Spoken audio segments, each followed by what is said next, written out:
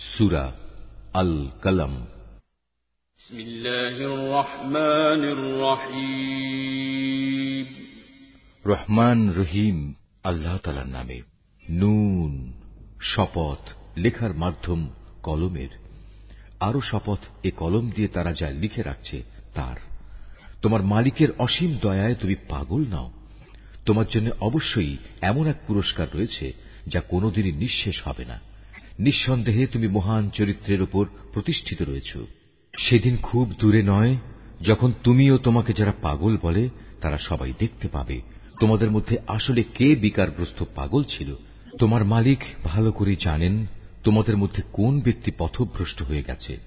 আবার যারা সঠিক পথের উপর রয়েছে আল্লাহ তাআলা তাদের সম্পর্কেও সম্যক ওয়াকিবহাল রয়েছেন। অতএব তুমি এ মিথ্যা প্রতিপন্নকারীর অনুসরণ করো না। তারা তো তোমার এ নমনীয়তাটুকুই চায় যে তুমি তাদের কিছু গ্রহণ করো, অতঃপর তারাও তোমার কিছু গ্রহণ করবে। যারা বেশি বেশি কসম করে, পদে পদে লাঞ্ছিত হয়, এমন লোকদের তুমি কখনো অনুসরণ করো না। যে বেহুদা গালমন্দ করে, খামাখা মানুষদের অভিশাপ দেয় এবং চগলখড়ি করে বেড়ায়, যে ভালো কাজে বাধা সৃষ্টি করে, অন্যায়ভাবে সীমা লঙ্ঘন করে, সর্বোপরি যে পাপিষ্ঠ, যে কঠোর স্বভাবের অধিকারী, অতঃপর যে জন্ম পরিচয়ের দিক থেকেও জারজ, কেননা সে বিপুল ধনরাশি ও অনেকগুলো সন্তান সন্ততির অধিকারী। এ লোককে যখন আমার আয়াত পড়ে শোনানো হয় তখন সে বলে, এগুলো তো হচ্ছে আগের দিনের গল্প কাহিনী মাত্র। এই অহংকারী ব্যক্তিটিকে তুমি জানিয়ে রাখো, অচিরেই আমি তার শুঁড়ে দাগ দিয়ে তাকে চিহ্নিত করে দেব। অবশ্যই আমি এই জনপদের মানুষদের পরীক্ষা করেছি, যেমনি অতীতে আমি একটি ফলের বাগানের কতিপয় মালিককে পরীক্ষা করেছিলাম। সে পরীক্ষাটা ছিল, একদিন তারা সবাই একযোগে শপথ করে বলেছিল অবশ্যই তারা সকালবেলায় গিয়ে বাগানের ফল পাড়বে। এ সময় তারা আল্লাহ তাআলার ইচ্ছা ও অভিপ্রায় সম্বলিত কিছুই এর সাথে যোগ করেনি। তখন ভোর হতে না হতেই তোমার মালিকের পক্ষ থেকে সেই বাগানের উপর এক বিপর্যয় এসে পড়ল। তখনও তারা ছিল গভীর ঘুমে বিভোর। অতঃপর সকালবেলায় তা মধ্যরাতের কৃষ্ণবর্ণের মতো কালো হয়ে গেল।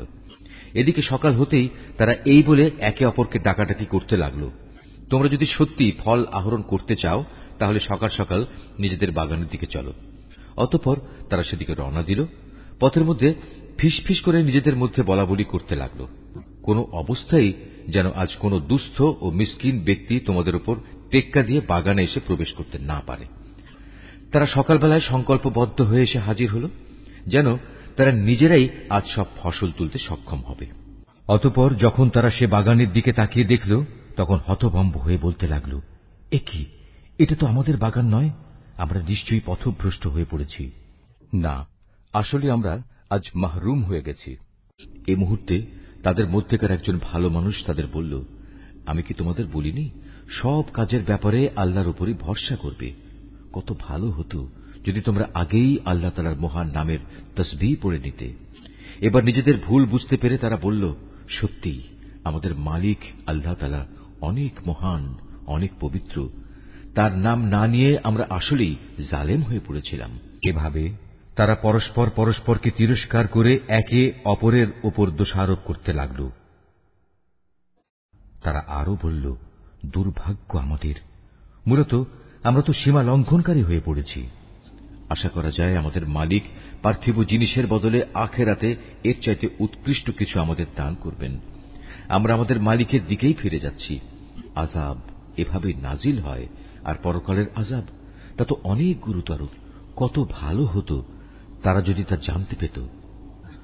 অপরদিকে যারা আল্লাহ তাআলাকে ভয় করে চলে তাদের জন্য অবশ্যই তাদের মালিকের কাছে অফুরন্ত নিয়ামতে ভরপুর জান্নাত রয়েছে।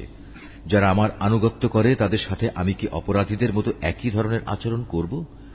এ কি হলো তোমাদের? আমার ইনসাফ সম্পর্কে একই সিদ্ধান্ত তোমরা করেছ। তোমাদের কাছে কি এমন কোন আসমানি কিতাব আছে যাতে তোমরা এই কথাটা পড়েছ যে সেখানে তোমাদের জন্য সে ধরনের সব কিছুই সরবরাহ করা হবে যা তোমরা তোমাদের জন্য পছন্দ করবে? না আমি তোমাদের সাথে কোন চুক্তিতে স্বাক্ষর করেছি, এমন চুক্তি যা কিয়ামত পর্যন্ত মানা বাধ্যতামূলক হবে? এর মাধ্যমে তোমরা যা কিছু দাবি করো তাই তোমরা পাবে। তুমি এদের জিজ্ঞেস করো, তোমাদের মধ্যে কে এ দায়িত্ব নিতে পারে? নিজেরা না পারলে তাদের কি অন্য কোনো অংশীদার আছে? যদি তারা সত্যবাদী হয় তাহলে তারা তাদের অংশীদারদের সবাইকে নিয়ে আসুক। স্মরণ করো, যেদিন যাবতীয় রহস্য উদ্ঘাটিত হয়ে পড়বে, তখন তাদের সাজদাবনত হওয়ার আহ্বান জানানো হবে। এসব হতভাগ্য ব্যক্তি কিন্তু সেদিন সাজদা করতে সক্ষম হবে না। তারা নিজেদের দৃষ্টি নিম্নগামী করে রাখবে। অপমানে তারা ভারাক্রান্ত হয়ে পড়বে। দুনিয়ায় এমনি করে যখন তাদের আল্লাহর সম্মুখে সাজদা করতে ডাকা হয়েছিল, তখন তারা সুস্থ ও সক্ষম ছিল। হে নবী, অতঃপর তুমি আমাকে ছেড়ে দাও। যে আমার এ কিতাব অস্বীকার করে, তার থেকে আমি প্রতিশোধ নেব। আমি ধীরে ধীরে এদের এমন ধ্বংসের দিকে ঠেলে নিয়ে যাব যে এরা তার কিছুই টের পাবে না। আমি এদের অবকাশ দিয়ে রাখি। অপরাধীদের ধরার আমার এই কৌশল অত্যন্ত কার্যকর। তুমি কি এদের কাছে কোনো পারিশ্রমিক দাবি করছো যে এরা তার দণ্ডভারে একেবারে অচল হয়ে পড়েছে? না তাদের কাছে অজানা জগতের কোনো খবর রয়েছে যা তারা লিখে রাখে? হে নবী, তুমি বরং তোমার মালিকের কাছ থেকে সিদ্ধান্ত আসার জন্য ধৈর্য ধারণ করো এবং এ ব্যাপারে মাছের ঘটনার সাথী নবী ইউনুসের মতো হয়েও না, যখন সে দুঃখে ভারাক্রান্ত হয়ে আল্লাহ তাআলাকে ডেকেছিল। তখন যদি তার মালিকের অনুগ্রহ তার উপর না থাকত, তাহলে সে উন্মুক্ত সাগরের তীরে পড়ে থাকত এবং এজন্য সে নিজেই দায়ী হতো। অতঃপর তার মালিক তাকে বাছাই করলেন এবং তিনি তাকে তার নেক বান্দাদের কাতারে শামিল করে নিলেন। কাফেররা যখন আল্লাহর কিতাব শোনে, তখন এমন ভাবে তাকায় যে এক্ষুনি বুঝে এরা নিজেদের দৃষ্টি দিয়ে তোমাকে আছড়ে ঘায়েল করে দেবে। তারা একথাও বলে, সে কিতাবের বাহক একজন পাগল। অথচ এরা জানে না, এ কিতাব তো মানব মণ্ডলীর জন্য একটি উপদেশ বই কিছুই নয়।